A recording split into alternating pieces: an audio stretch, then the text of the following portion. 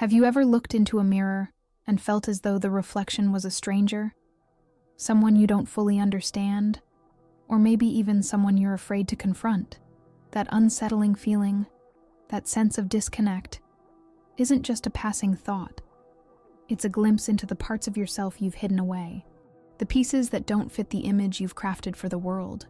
What if these very parts are not flaws to be fixed, but the missing pieces of your true self, waiting to be embraced?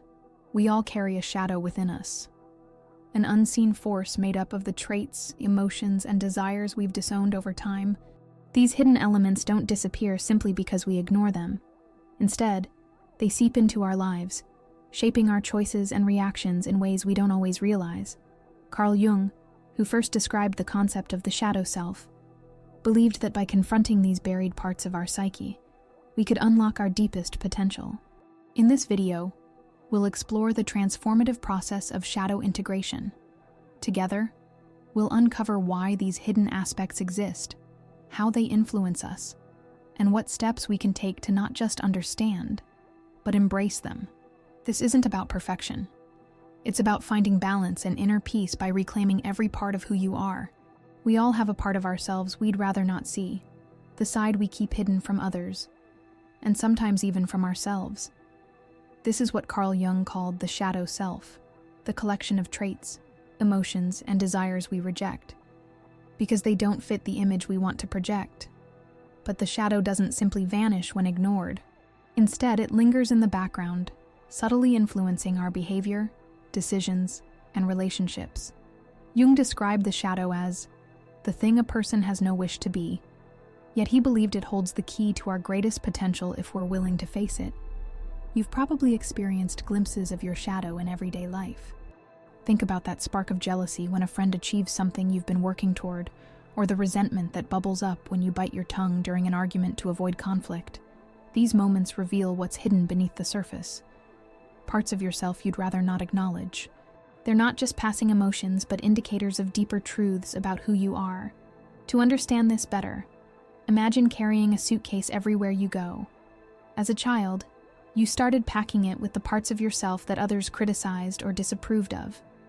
Over the years, it grew heavier, stuffed with emotions like anger, jealousy, or fear, and traits you believed were wrong. You might have learned to ignore the weight, but it still shapes how you move through life. What if, instead of pretending it isn't there, you opened that suitcase and examined what's inside? What you find might surprise you. It could be the very pieces you need to feel whole. When we ignore our shadow, it doesn't stay quiet. It shows up in subtle but powerful ways. Overreactions to small annoyances, self-sabotaging patterns, or even harsh judgments of others. It's like looking in a distorted mirror. The things we criticize most in others often reflect what we've buried in ourselves. Have you ever wondered if the traits you dislike in someone else are the same ones you've suppressed in yourself? Recognizing this can be unsettling, but it's also the first step toward growth. Integrating your shadow isn't about fixing yourself or becoming someone else. It's about acknowledging what's already there and understanding how these hidden parts shape you. Jung believed that true self-awareness doesn't come from imagining light, but from bringing the darkness into consciousness. When we stop running from our shadow and start listening to it, we gain access to untapped strength, creativity, and authenticity, rather than being something to fear. The shadow becomes a powerful ally in our journey toward balance and self-acceptance. The shadow doesn't appear out of nowhere. It's something we build over time, often without realizing it. From an early age, we begin to absorb the messages around us. What's acceptable, what's not, what earns us praise, and what brings disapproval. These lessons don't come from just one place. They're shaped by our families, schools, friends, and the larger society. Slowly but surely, we learn to push down the parts of ourselves that don't fit these expectations. This is how the shadow is born, not as something inherently bad, but as a natural response to the world around us. Think of it this way. As you grow up, you're given a metaphorical suitcase. Every time someone tells you, "Don't act like that," "You shouldn't feel that way," or "This is how you're supposed to behave," you take that part of yourself and pack it away. Maybe it's your anger because it made you seem difficult. Maybe it's your vulnerability because it was labeled weak. piece by piece. The suitcase fills up. By the time you're an adult, you're carrying something heavy, even if you don't notice it anymore. But here's the catch. The suitcase doesn't disappear. It just sits there, influencing you in ways you might not even realize. This process, known as social conditioning, isn't necessarily anyone's fault. It's how we learn to fit into the world. As children, we depend on the approval of others to feel safe and loved, so we adapt. But over time, this adaptation comes at a cost. The parts of ourselves we suppress don't just go away. Instead, they get buried in the unconscious, creating a split within us. Carl Jung described this split as the division between the persona, the version of ourselves we show to the world, and the shadow, which holds everything we hide. The more we deny these parts, the more disconnected we become from our true selves. This disconnection doesn't just affect how we see ourselves, it impacts how we see others, too. Have you ever found yourself judging someone harshly, only to realize later that what bothered you about them was something you struggle with in yourself? This is projection, a common way the shadow makes itself known. When we push parts of ourselves into the unconscious, we often see them reflected in others. It's like blaming the mirror for the reflection, rather than looking at what's being reflected. Understanding the formation of the shadow is essential because it helps us see that this isn't about fixing anything. It's about recognizing how we got here. The shadow isn't a mistake or a flaw. It's a defense mechanism, a way we learn to survive in a world full of rules and expectations. But while it may have served a purpose in the past, carrying it blindly can hold us back. By unpacking the suitcase, we can start to understand what we've been carrying and why. Only then can we begin to lighten the load and live with greater awareness and freedom. When we leave our shadow unattended, it doesn't quietly fade into the background. It takes on a life of its own, often in ways we don't recognize. Unintegrated shadows manifest as emotional triggers, self-sabotaging behavior, and strained relationships. These hidden costs can affect every area of life, from how we interact with loved ones to the way we see ourselves. The irony is that what we suppress doesn't stay suppressed. It finds ways to surface, often when we least expect it. Imagine a moment when you've overreacted to a small comment or situation. Maybe someone's casual remark made you feel defensive or even angry. Later, you might wonder why you reacted so strongly. This is often the shadow at work, influencing your emotions and behavior from beneath the surface. It's like having an invisible puppeteer pulling the strings, one you're not even aware exists. These moments reveal how the shadow, when unacknowledged, can steer your life without your conscious permission. To picture this dynamic, think about driving a car while blindfolded. The car represents your life, and the blindfold symbolizes the parts of yourself you refuse to see. You might feel like you're in control, but without full awareness of what's guiding you, you're likely to crash. The shadow takes the wheel when we suppress it, steering us into patterns we can't seem to break. Whether it's repeating toxic relationship dynamics, procrastinating on important goals, or avoiding conflicts that need resolution, the shadow plays a significant role. Relationships often bear the brunt of living in the shadow's grip. Unresolved shadow elements can lead to misunderstandings, misplaced blame, or unrealistic expectations. For example, if you've suppressed feelings of inadequacy, you might project them onto your partner, accusing them of being too critical when, in reality, it's your own insecurities at play. This creates a cycle of conflict and disconnect, making it difficult to form deep, meaningful connections. The shadow thrives on avoidance, feeding off the parts of ourselves we don't want to confront. But the biggest hidden cost of all is the loss of authenticity. When the shadow remains unintegrated, we live in fear. Fear of being exposed, of not being good enough, of failing to meet the expectations we or others have set. This fear keeps us stuck in patterns that feel safe, but ultimately limit our potential.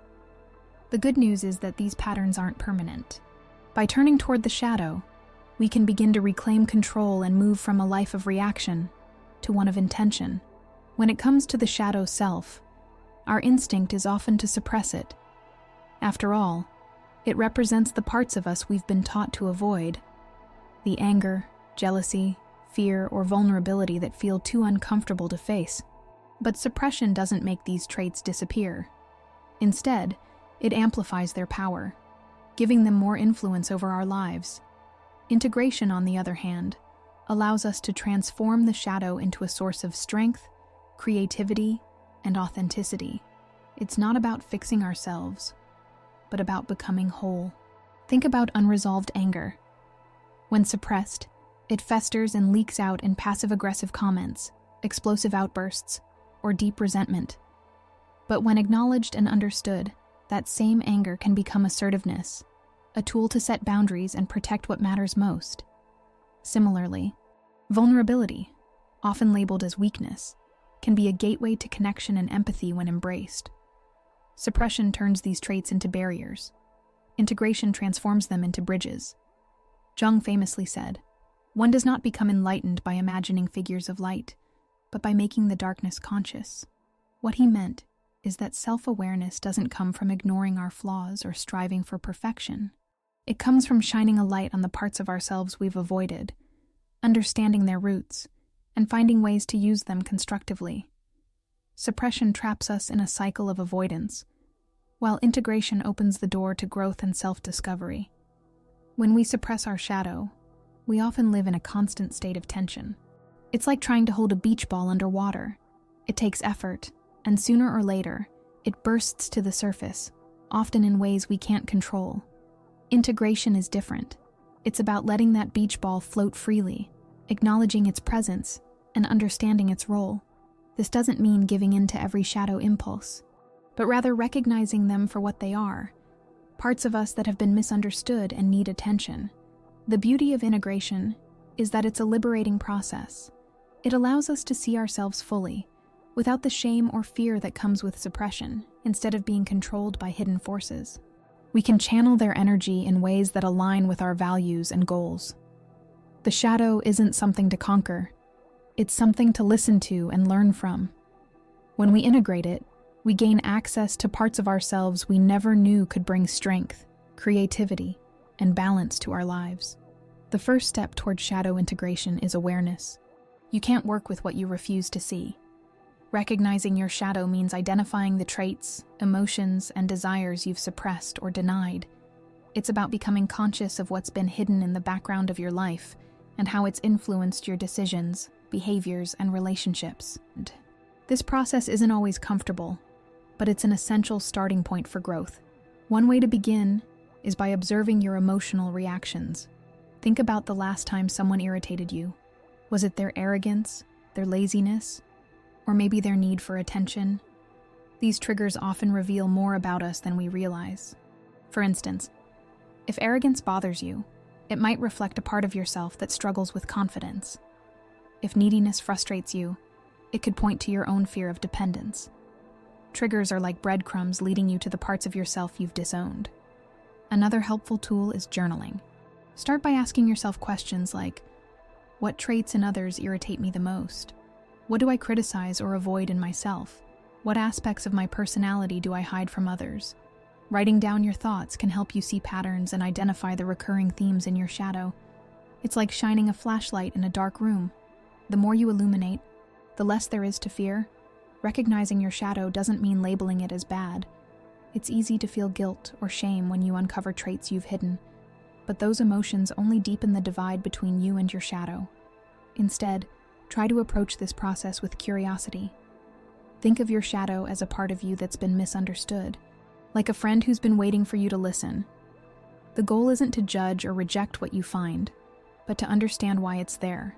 This step is about laying the groundwork for transformation. By acknowledging the parts of yourself you've avoided, you create space for growth and healing. It's a process of self-discovery, one that starts with asking the right questions and being honest about the answers. Recognizing your shadow is like taking the first step on a journey. It might feel daunting, but it's also the beginning of something transformative. Recognizing your shadow is an important first step, but awareness alone isn't enough. The next step is embracing it, not as an enemy to be defeated, but as an integral part of who you are. This process requires self-compassion, patience, and a willingness to sit with uncomfortable truths. Embracing your shadow means seeing it for what it is, not something to be feared or rejected, but a misunderstood ally that holds valuable insights about yourself. Self-compassion plays a key role in this process. When shadow traits arise, whether it's anger, jealousy, or vulnerability, our instinct is often to judge or suppress them. But instead of shutting these feelings down, try to approach them with curiosity. Ask yourself, what is this emotion trying to tell me? What need is it pointing to?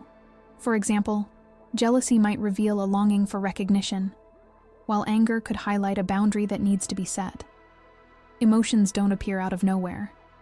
They carry messages if we're willing to listen. To illustrate this, think of your shadow as a younger version of yourself who's been ignored for years. Imagine how that child might feel: frustrated, misunderstood, desperate to be heard. Embracing your shadow is like sitting down with that child and asking what they need.